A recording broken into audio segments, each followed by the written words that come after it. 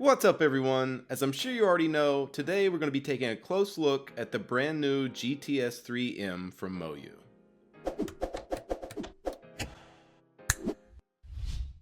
So the package we were sent just included the cube and these two blue tools, but we'll get into more about those later. Now the first thing you notice when you pick this cube up are these ridges. This is a 55.5mm puzzle if you don't take the ridges into account, and a 56mm puzzle if you do. So the ridges are just like 1/4 of a millimeter each.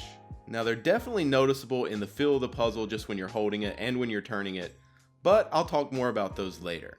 So now let's do some first turns and I'll tell you what my initial impressions are. Okay, so turning is definitely smooth. It's kind of light and airy. It feels like the magnet strength has definitely been increased since the factory ones from the GTS2, and I'm really happy about that since this is such a fast puzzle. That's another thing it has in common with the GTS2 is the speed. Now of course you can slow it down with lube or tensions, but just how it's initially set up, it is extremely fast. But that's enough initial impressions. I'll have more opinions at the end of the video like always, but now I want to take a look at the mechanism and see what they've changed and what they've implemented on this cube. So let's do that. So as you can see, the edge has kind of retained that wing shape that they used on the GTS2, but up here at the top you can see there's a double torpedo, which is something that the GTS1 kind of had, even though this one looks like it's a little bit more prominent. The corner design definitely resembles the GTS2 geometrically, but you can see they've made a couple changes. These gaps just behind the corner tips on the GTS2 have now been filled in and leveled out, and they've also added tracks along the side of the piece. Now I know this is just to reduce friction, but it's something MoYu hasn't done since the GTS1. And another difference is the corner base. As you can see, there's one lip where the corner base was on the GTS2, and then it goes in, and then there's another lip. Now the reason for this is due to the difference in the edge. How I said there's a double torpedo. You can see here that when the corner and the edge go together, that both lips hook under a piece of the torpedo on the edge. So hopefully that'll provide some more stability. And like I said before, the GTS1 had something similar, it just wasn't as pronounced. I'm also happy to see that MoYu has incorporated the magnets into the design, so no more misalignment or magnets coming loose. So now on to what I consider to be the most innovative part of this puzzle, and that's saying something with a flagship 3x3 with ridges on it. But anyway, what I'm talking about is this blue ring right here in the center. Now what this does is, it allows you to change the compression of the spring independently of the tension of the cube. So remember that blue tool I showed you in the beginning? That's what it's used for.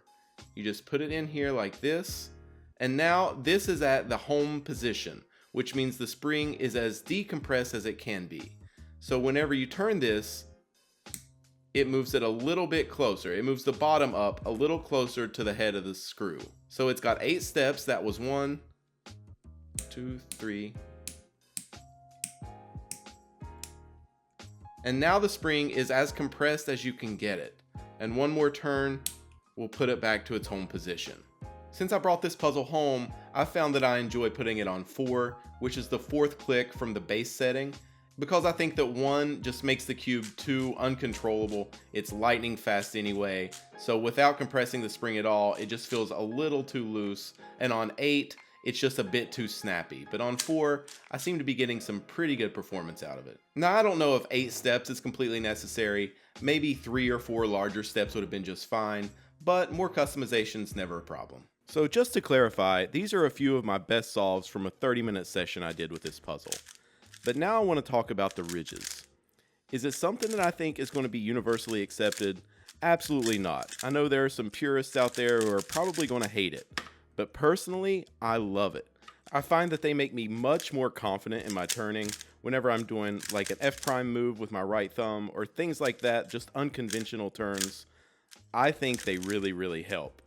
But I also acknowledge that somebody that's maybe been cubing for 10 or 12 years might not consider this a good change, just because it's different and it's something that you're definitely not used to.